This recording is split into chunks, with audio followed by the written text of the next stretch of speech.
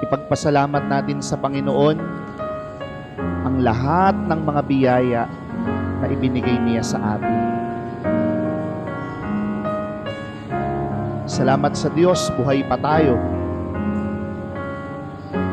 Salamat sa Diyos, malusog tayo.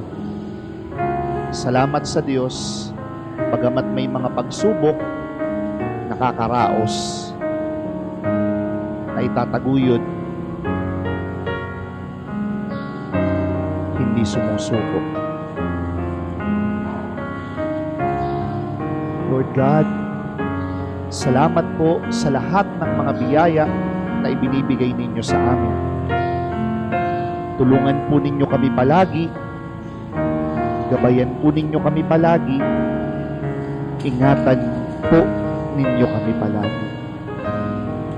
Lalo na po yung mga kasama namin na nanghihina, yung mga nawawala ng pag-asa, lalo na po yung mga may sakit.